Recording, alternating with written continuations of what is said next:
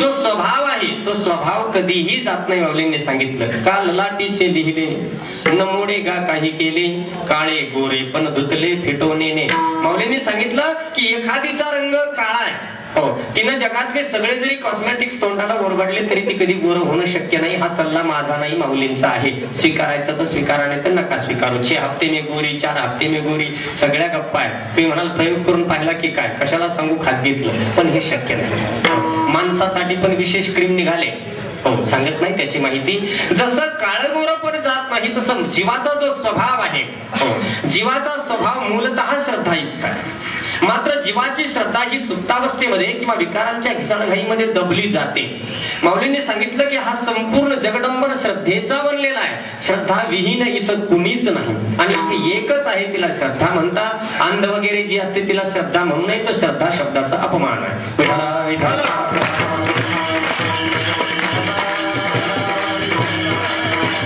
श्रद्धा ही परमसिद्धी आहे. श्रद्धा ही काही सहजासहजी जाजवल्यपणे उत्पन्न होत नाही. श्रद्धेचं तारुण्य भावाची निष्पत्ती करून दाखवत असतं, लक्षात घ्या. हो, श्रद्धा सगळ्यांच्याकडे आहे पण तिची वाढ फुटलेली आहे. हो, काहींच्या श्रद्धेंना पोलिओ झाला, काहींच्या श्रद्धा मुडदूस होऊन एका जागी पडल्या. मुडदूस कळतं ना, मुडदूस एक पूर्वी रोग होता. हो, मुडदूस झाल्यानंतर काय व्हायचं, एका ओळीत सांगतो, हातपाय काळ्या आणि पोट वाऱ्या. मुडदुसाची ही परिस्थिती असायची बरं का. हातपाय बारीक पडायचे, पोटच वाढायचं. अशा प्रकारे जे रोग आहेत मनुष्याला होतात, असे श्रद्धेला देखील रोग होत असतात. परंतु आपल्या अंतःकरणामध्ये संतांचं चेतन जोपर्यंत चालू आहे, संत शब्दांचा शिरकाव आपल्या कानाच्या वाटे हृदयापर्यंत जोपर्यंत जातो तोपर्यंत आपली श्रद्धा चिरतरुण राहणार आहे. ती वृद्धही होणार नाही आणि ती पुन्हा बाल्यावस्थेमध्ये किंवा अक्षम अवस्थेमध्ये सुद्धा जाणार नाही. आपली श्रद्धा नित्य नूतन आहे, चिरतरुण आहे, तिला वार्धक्य येणं कधी शक्यच नाही.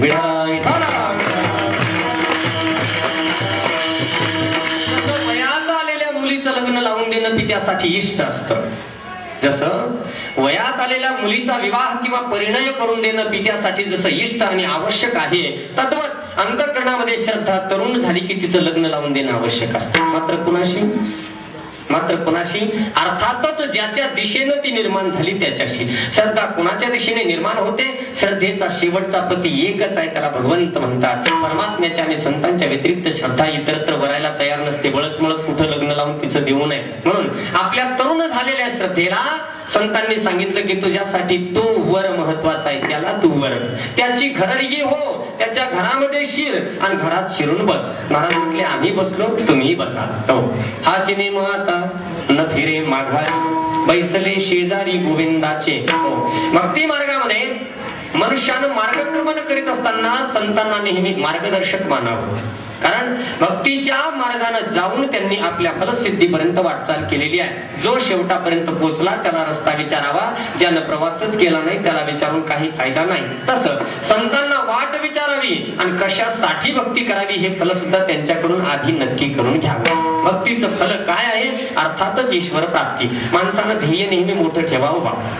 अल्प ध्येयानं काय कामाचं आहे ते. संकुचित अशी सामान्य ध्येय माणसानं धारण करूच नाही. कोणत्याही क्षेत्रामध्ये माणसाची ध्येय उच्च असावीत, त्याच्या कल्पना उच्च असाव्यात, त्याच्या कल्पनेच्या पंखांना क्षितिज देखील अपुरं पडावं. कुठेतरी एक वाक्य माझ्या वाचण्यात आहे की झेपावणाऱ्या पंखांना क्षितिजाच्या मर्यादा देखील कमी पडत असतात. हो, पण ज्याला आपल्या पंखाच्या बळाचं ज्ञानही नाही असा मनुष्य बैसो निथिल्लरी बेडूक सागर अधिकारी.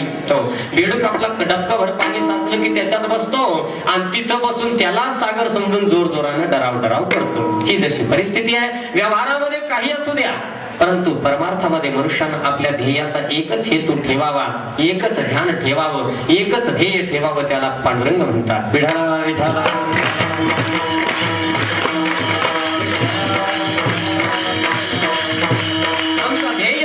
आहे, आमचं ध्यान पांडुरंग आहे, आमचा सुख सागर पांडुरंग आहे, आमच्या निष्ठा त्याच्या पायी आहे, आमच्या सर्व विकारांचा मुख्य हेतू पांडुरंग आहे, काम क्रोधाधिक पांडुरंग आहे, लोभ पांडुरंग आहे, विकार पांडुरंग आहे. अहो एवढंच काय, आमचं सर्वच पांडुरंग आहे. त्या व्यतिरिक्त आम्हाला दुसरं काही नको. पडिले वळण इंद्रिया सकळा भाव तो निराळा नाही तुझा.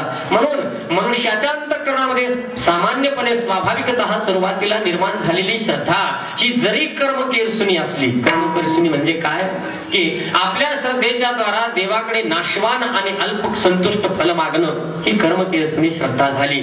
आपल्या श्रद्धेनं पाना देवाला फोडावा आणि त्याच्याकडून स्वरूप दर्शनाची इच्छा करावी जशी संतांनी केली. हो, आणि सांगून जाऊ आपल्याला मायबाप की मनुष्याच्या भक्तीचं एकच फल असावं त्याच्या नजरेसमोर की कधीतरी माझ्या भगवंताची मला भेटी व्हावी, या व्यतिरिक्त त्यानं कोणतीही इच्छा करू नये. विठाला विठाला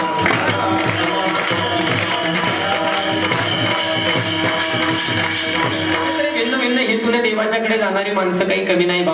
हो, ज्याचं चित्त ज्याच्यामध्ये गुंतलेलं आहे त्याची इच्छा त्याला असते. इच्छेची व्याख्या करण्यासाठी सरळ सरळ आपण असं सांगू शकतो की जे ज्याच्या सुखाचं साधन आहे ते मिळवण्यासाठी जो धडपडतो तीच त्याची इच्छा सगळे धरा, तेच त्याचं ध्येय. पण ते मिळवल्यानंतर पुन्हा पुढे काय हा प्रश्न शिल्लक राहतो. जिथं सगळे प्रश्न संपतात तो भगवंत आहे. हो, म्हणून संतांनी आपल्या जीवनाचं ध्येय भगवंत ठेवलेलं आहे, सामान्य वस्तू नाही.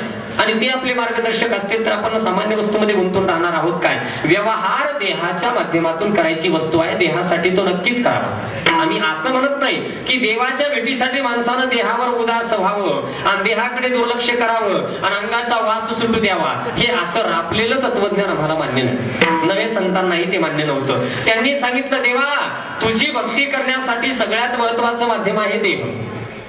भक्ती कशाने करता येत? अहो देह फार महत्वाचा आहे. हो, भक्तीसाठीच माध्यम आहे असं नाही, तर जगातील कोणत्याही वस्तूशी संपर्क प्रस्थापित करण्यासाठी जीवाला महत्वाचं माध्यम देहच आहे. देहाशिवाय काहीच करता येत नाही. म्हणून देवा तुझ्या भक्तीची सामुग्री माझ्याकडे देह आहे, म्हणून माझ्या देहाकडेही तू लक्ष राहू दे.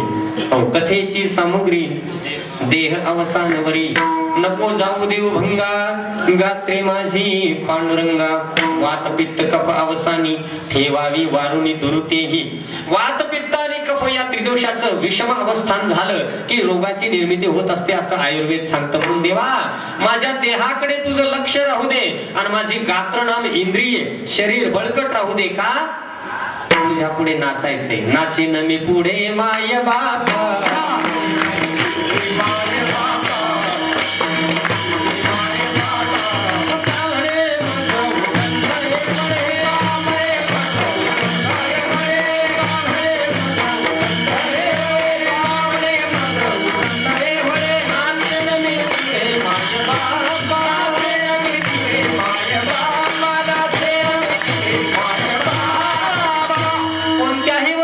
संसर्ग मनुष्याच्या ज्ञानेंद्रियाला झाला की त्या वस्तूची सुप्त इच्छा जागी होत असते. हा मनुष्याच्या अंतःकरणाचा नियम आहे. हो, दाट बोललो का जास्त? वस्तूचा आणि इंद्रियाचा संयोग झाला की त्या वस्तूचं पूर्व ज्ञान जागृत होऊन त्याच्या प्राप्तीसाठी मनुष्य धडपडतो. देवाच्या बाबतीत तसंच होत असतं पहा. हो, देवाच्या कथा, त्याच्या लीला, त्याचे चमत्कार, त्याचं दयाळूपण, त्याची कृपाळुता कथांच्या द्वारा मनुष्याच्या हृदयाला संसर्गित झाली. पहिली गोष्ट तर संसर्ग होतो कुणाला, इथून सुरुवात करावी लागेल. हो, रोग जंतूचा संसर्ग कुणाला होतो? मोठा प्रश्नच आहे. कुणाला संसर्ग होतो? जो जंतूंच्या संसर्गामध्ये येतो आणि त्याच्या शरीरा वाटे ते आतमध्ये जातात. तसं भक्तीचा संसर्ग कुणाच्या अंतःकरणाला होऊ शकतो? जो भक्तांच्या संपर्कामध्ये येतो. संपर्कात आल्याशिवाय संसर्ग होत नाही. जे या दिव्य सुखापासून वंचित आहेत ते दुर्बल विचारे, त्यांची दया करावी तितकी कमी आहे. संपर्कात आला की संसर्ग झालाच म्हणून समजा. आणि एकदा देवाच्या कथांचा संसर्ग झाला, स्वरूपाचा संसर्ग विशेषत्वाने जर झाला, हो आपण लक्षात घ्या मायबाप की भागवतादिक पुराणामध्ये, हरिवंश पुराणामध्ये भगवंताच्या सगुण स्वरूपाची जेवढी काही वर्णन आहे त्याचं जर अंतरंग चिंतन केलं, चिंतनाचे दोन प्रकार, एक बहिरंग आणि एक अंतरंग. हो, बहिरंग चिंतन कसं केलं जातं? सरळ सरळ त्या वस्तूचं बाह्य स्वरूप पाहून त्याच्याबद्दल काहीतरी निर्णय करून मोकळं होतलं जातं. पण अंतरंग चिंतन असतं कसं माहित आहे? अंतरंग चिंतन म्हणजे वेगवेगळ्या बाजूने केलं जाणारं चिंतन, अनेकांतवादी चिंतन असं त्याला बोललं जातं. देव कसा आहे, देव कसा आहे अशी आस चित्तामध्ये लागत असते. बरं, हो, नीतीचा उपदेश आम्ही आजकाल जास्त करीत नाही. बरं, देवाला जाणून घ्यावं माणसानं, देवाच्या स्वरूपाचं अवस्थान करावं.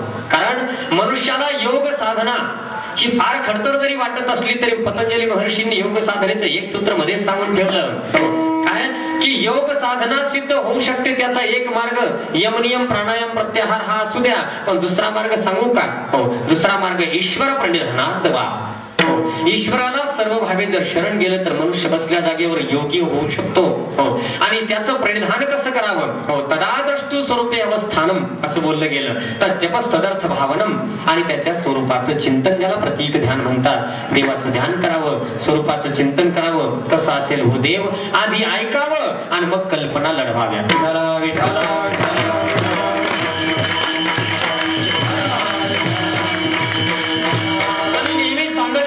मनुष्याच्या कल्पना शक्तीमध्ये विलक्षण सामर्थ्य आहे प्रत्येकाच्या, आणि प्रत्येकाकडे ती कल्पना शक्ती आहे. हो, वर्णन ऐकलं रे ऐकलं की माणूस कल्पनेनं आकारांची निर्मिती करीत असतो. नुसतं वर्णन करावं तुम्ही, वर्णन ऐकलं की आकारांची निर्मिती करणं सुरू होत असतं. या कल्पना शक्तीचा भगवंताच्या स्वरूपाच्या चिंतनासाठी उपयोग करावा. तुकोबराय म्हटले जोवर देव दिसला नाही तोवर आम्ही काल्पनिक रूप त्याचं तयार केलं होतं आणि त्या रूपावरच आम्ही प्रेम करायला लागलो.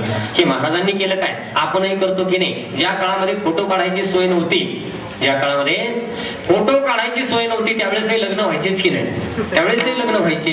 तेव्हा काय व्हायचं माहित आहे की मुलीला पाहायला अगोदर घरातली शहाणी जाणती माणसं जायची, हो, आणि ते मुलगी बघून यायची. जुना काळ अत्यंत जुना, 150-60 वर्षापूर्वीचा असावा कदाचित.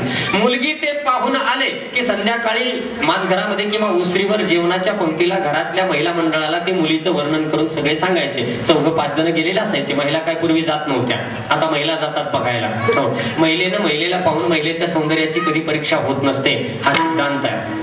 हो, कारण नैसर्गिक सिद्धांताला तुम्ही बदलू शकत नाही. स्त्री सौंदर्याचं खरं दर्शन पुरुषाला होऊ शकतं आणि पुरुष सौंदर्याचं खरं दर्शन स्त्रीला होऊ शकतं. विठाला विठाला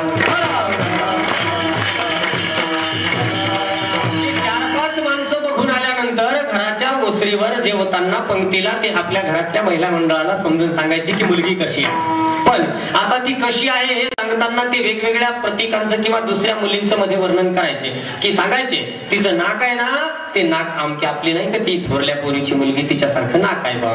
हो, तिची म्हणजे शरीर यष्टी कशी आहे, आपल्या शेजारणीची ती आमकी मुलगी नाही का तिच्यासारखी तब्येत आहे. बर, पुन्हा रंग कसा आहे, रंग त्या तिच्यासारखा आहे. अशी भिन्न भिन्न माहिती अशीच पद्धत होती की नाही, जुन्या माणसांना लक्षात आणावं, अशीच पद्धत होती. एखाद्या मुलीचं किंवा पाहून आलेल्या मुलीचं वर्णन करताना ती माणसं तिच्या वेगवेगळ्या मुलींवर आरोपण करून वर्णन एकत्रित करून सांगायचा प्रयत्न करायचे आणि ऐकणाऱ्या त्या ऐकायच्या की अशी अशी असू शकते. कल्पनेमध्ये तिचा आकार निर्माण करायचे. नुसतं त्याच ऐकत होते असं नाही. हो, ज्याच्यासाठी ती मुलगी पाहून आलेली आहे तो महात्मा बाहेर खिडकीच्या बाहेर कानामध्ये प्राण आणून सगळं वर्णन ऐकायचं. काही जुने लोक, हो बरोबर आहे की नाही, मी विशेषत्वाने कोणाला विचारत नाही कारण अशा गोष्टी कुणी सांगतही नाही. हो, असो, पण तो ऐकायचा, मुलीचं वर्णन आपल्या कानात साठवायचा आणि त्या सगळ्या वर्णनाचा एक सामायिक अशा प्रकारचा आकार आपल्या अंतःकरणात तयार करून त्याच्यावर अनामिक आणि दिशाशून्य प्रीती करू लागायचा. हा झाला माणसाचा स्वभाव, हा झाला स्वभाव. आता ती येईन तेव्हा येईल, पण तोपर्यंत वाट पाहण्यापेक्षा आपल्या आकारावरच प्रेम करतात की नाही माणसं. मला माहित नाही बाबा, अनुभव नाही, एक कल्पना शक्तीने आम्ही जाणून घेत असतो, करतात. अगदी तेच संतांच्या बाबतीत घडतं. भगवंताच्या कुणलीला आणि स्वरूपांचं वर्णन ऐकून ते अंतःकरणामध्ये त्याचं स्वरूप निश्चित करतात आणि त्याच्यावर प्रीती करू लागतात आणि त्याला पाहण्याची इच्छा करतात निश्चितपणे. हो, ते स्वरूप त्यांनी आपल्या अंतःकरणामध्ये जे उभं केलेलं असतं त्या स्वरूपाचं ते वारंवार चिंतन करतात. पांडुरंग कांती दिव्य तेज झळकती रत्न किळ पाकती प्रभा अगणित लावण्य तेज पुंजाळले नवर्णवे तिची शोभा. अनेक प्रकारचं वर्णन आपल्याला दिसतं. भगवंताच्या स्वरूप वर्णनासाठी जे जे विशेषण वापरलेली आहेत त्या विशेषणाचं चिंतन संतांनी केलं. कसा असेल हो देव, आपल्याला वाटतं की नाही कधी कसा असेल देव. कधी चिंतन अंतःकरणापर्यंत पोहोचवलं नसेल तर ती भावनाही होणार नाही. पण संत कल्पना करायची, आत्ताची नाही. तुकोबराय म्हणायचे देवा त्या गोपाळांच्या समवेत जेव्हा तू खेळत असशील तेव्हा त्या गोपाळांना तुझ्या शरीराचा मुलायम स्पर्श किती आनंद देऊन जात असेल. विठाला विठाला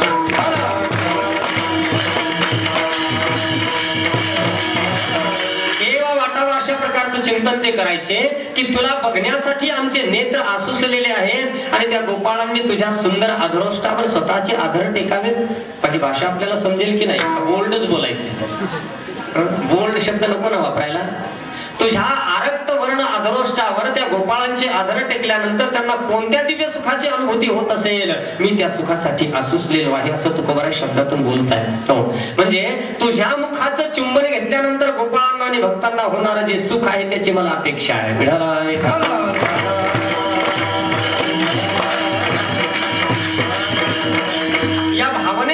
देवाच्या स्वरूप चिंतनानं त्यांच्या अंतःकरणामध्ये ईश्वर दर्शनाची ओढ निर्माण व्हायची. जो खरा भक्त आहे, खरा भक्त आणि खोटा भक्ताशी वर्गीकरण करणं वास्तविकतः चुकीच आहे, कारण भक्त हा भक्तच असतो. पण अलीकडे काय झालंय, कोणत्याही गोष्टीला खरा आणि खोटा हे लावावं लागायला लागलंय. कोणत्याही गोष्टीला शुद्ध आणि अशुद्ध हे शब्द वास्तवतः चिटकून आहे.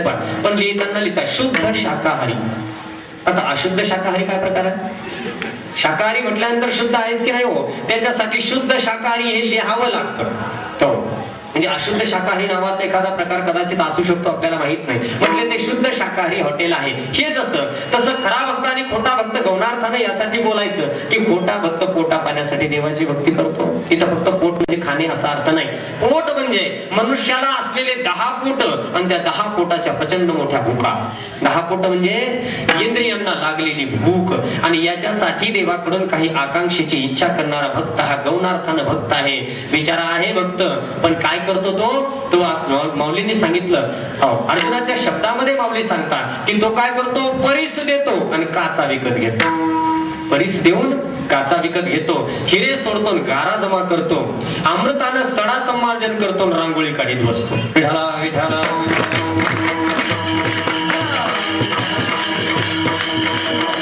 अमृतानं सडा संवर्धन करावं का नाही, अमृत प्राप्त झालं, प्राशन करून माणसानं मुक्त व्हावं. पण माऊली म्हणतात दुर्भाग्यवान माणसाचं काय सांगावं बाबा.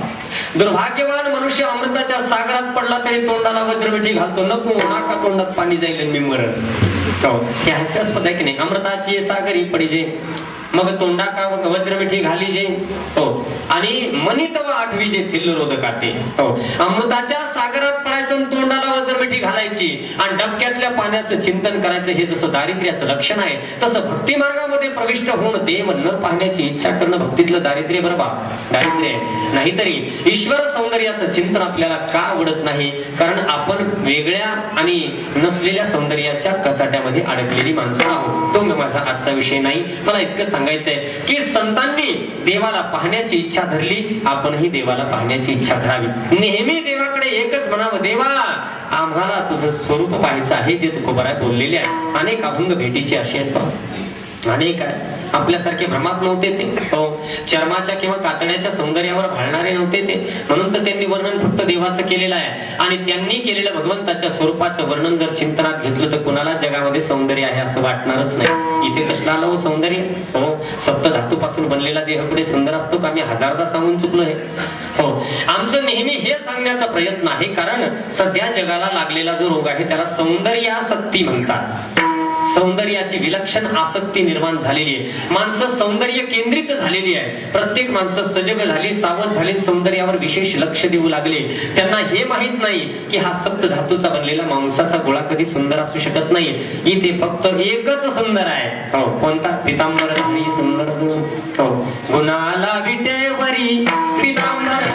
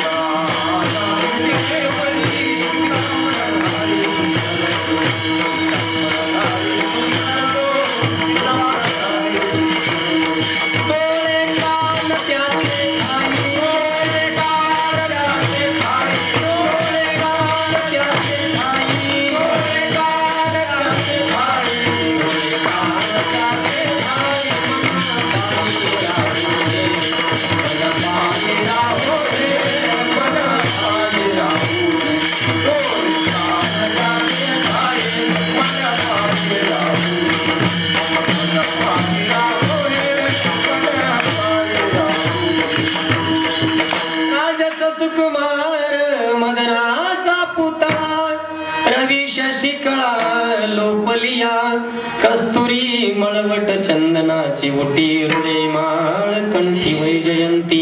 या स्वरूपानं भारावलेले संत विश्वाकडे दृष्टी न टाकता आपल्या ईश्वराचं चिंतन करायचे आणि त्याला पीळ घालायचे. पीळ घालणे काय? अगदी आगतिकतेने भक्ताच्या अंतःकरणाने लढीवाळपणे भगवंताच्या स्वरूप दर्शनाची इच्छा करायची. या स्वरूपाची व्याप्तीच एवढी मोठी आहे आणि त्याची मोहग्रस्त माया हो, त्याची माया मनुष्याला मोहानं ग्रस्त करते. त्याच्या त्या माईक स्वरूपाचं देखील मनुष्याला आकर्षण वाटतं आणि मग देव पाहायची इच्छा होते. मोहूनच घेतो तो, मोहूनच असं बोललं जातं. अर्थात त्याला चिंतन करावं लागतं बरं का. हो, असं बोललं जातं की मनुष्याच्या चित्ताला वेधून घेण्यासाठी एक क्षण सुद्धा देवाला लागत नाही. हो, एक क्षण निमिषण लगे मन वेधिता एवढे तुझी स्वरूपता.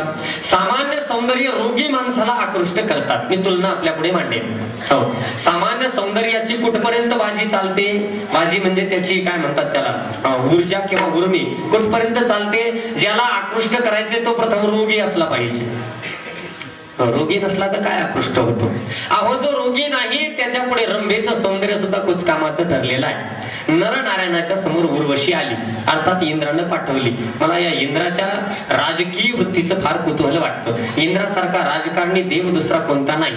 तो नेहमी मागे राहून पडदे आडून बंदुकीतून गोळ्या झाडायचा. तो प्रत्यक्ष युद्ध कधी करीतच नव्हता. सगळ्यात अगोदर स्वतःकडे ठेवलेल्या अप्सरांचा तो वापर करायचा नाही का. त्याचं मुख्य अस्त्र म्हणजे अप्सरा असायच्या बरं का. त्यानंतर दुसऱ्या पहिल्या महायुद्धामध्ये सुद्धा काय म्हणतात हेरगिरीसाठी स्त्रियांचा वापर केल्याची वर्णन इतिहासामध्ये आपल्याला वाचायला मिळतात. त्यामध्ये बऱ्याच स्त्रिया फार चतुर आणि वाकबगार निघाल्या. चांगल्या चांगल्याचे त्रिफळे त्यांनी उडवले, मोठ्या मोठ्याचे. असो, माझा तो मुद्दा इथे चिंतनाचा नाही. त्यानं नरनारायण ऋषींच्याकडे उर्वशी पाठवली. ही उर्वशी अत्यंत सुंदर, अत्यंत सुंदर हा शब्द कमी पडावा. हो, उर्वशीचं सौंदर्य हे दोषविहीन सौंदर्य आहे. हो, प्रत्येक अप्सरेचं सौंदर्य दोषविहीन आहे. हो, पार्थिव किंवा मृत्यूलोकामधलं सौंदर्य दोषानं युक्त आहे. हो, इथे कसलं आलंय काय, बाहेरून दिसतंय तो ऊपर से तो खूप पणी अंदर से तो रामजानी. हो, अशी गोष्ट आहे. उर्वशी आली, त्या उर्वशीला पाहिल्यानंतर विश्वातल्या नपुंसकाला देखील अंतःकरणामध्ये सौंदर्याची लालसा व्हावी असं तिचं सौंदर्य. ती उर्वशी आली. त्या उर्वशीला नरनारायण ऋषींनी पाहिलं. तिनं 2-4 स्टेप घेतल्या, म्हणजे ती नृत्य वगैरे केलं. काही त्या ऋषीवर परिणाम झाला नाही, कारण ते रोगी नव्हते. हो, जे विषय जिनवनी जन्मले अशी त्यांची दशा.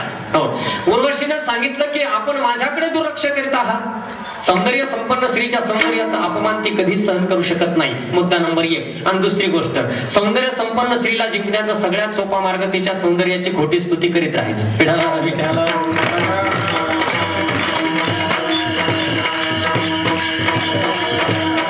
काहीतरी आतापर्यंत जेवढे गीत रचले गेले ते सगळे खोटेच आहेत. त्याच्यामध्ये सत्यता काहीच नाही. चांदसा मुखडा, कुठे चंद्र कुठे मुखडा, दोन्हीचा काही संबंध नाही. जर चांदसा म्हणावं तर तिथं दगड धोंडे खडका आहेत हे आता कळालेलं आहे. चांदसा म्हणजे दगडा धोंड्यासारखा असा त्याचा अर्थ होऊ शकतो. हे सगळे खोटी वर्णन आहेत. असू द्या, आपला तो मुद्दा आज महत्वाचा नाही.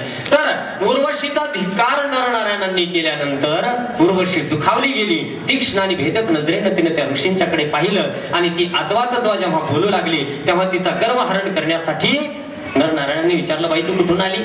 म्हणे, मला इंद्रानं तुमच्यासाठी पाठवलेलं आहे. तुमच्या सुखाचं साधन व्हावं आणि तुम्हाला आनंदित करावं या हेतून मी पाठवलेलं आहे. ते म्हटले, ठीक आहे, चांगली गोष्ट आहे. हो, रंभा, मला वाटतं रंभा. नंतर तिच्यासारख्या अनेक उर्वशा नरनारायणांनी आपल्या मांडीपासून निर्माण केल्या. हो, मांडीपासून संकल्प मात्राने अनेक स्त्रियांची निर्मिती केली आणि सांगितलं, तू एकटी जाऊ नको, यांनाही घेऊन जा, माझ्याकडून हा आहेर इंद्राला देऊन टाक. त्याला म्हणावं, राहू दे, तुला डिपॉझिट मध्ये कामं येतील, नाही का. याचा अर्थ काय झाला की ज्यांनी विषयांना जिंकलेला आहे, ज्यांच्या पुढे कोणत्याही सौंदर्याची मोहिनी चालत नाही, अशा रोगमुक्त. रोगी मी कुणाला म्हणतो, जे पहिलेच मेलेले आहेत मुळातच. स्त्री जरी समोर नसेल तरी स्त्रीचं चिंतन हाच ज्यांच्या रात्र दिवसाचा उद्योग आहे. अशी माणसं त्या जगात कमी आहे काय? आपण आपल्या अंतःकरणाचा अंदाज घ्या. दिवसभरामधून आपण जे जे चिंतन करतो त्यामध्ये स्त्री स्वरूपाच्या चिंतनाचं पर्सेंटेज किती आहे हे पुरुषांसाठी, आणि पुरुष स्वरूपाच्या चिंतनाचं पर्सेंटेज किती आहे स्त्रियांसाठी. हे कॅल्क्युलेशन करायचं, मनातल्या मनात धरायचं, कोणाला सांगायचं. बराच वेळ ज्याचा स्त्री चिंतनामध्ये जातो, नाथांनी सांगितलं, अशाला श्रैन म्हणा. हो, अशा मनुष्याला सौंदर्य मोहित करेल यात नवल नाही. पण ज्यांनी विषय जिंकले, ज्यांच्या पुढे कोणत्याही सौंदर्याची अजिबातच बाजी चालत नाही, अजिबात विषाद लागत नाही, अशा लोकांना देखील देवाच्या सौंदर्यानं मोहिनी घातली. आणि शुकाचार्यासारखे महात्मे त्याच्या स्वरूप वर्णनासाठी भागवत सांगते झाले.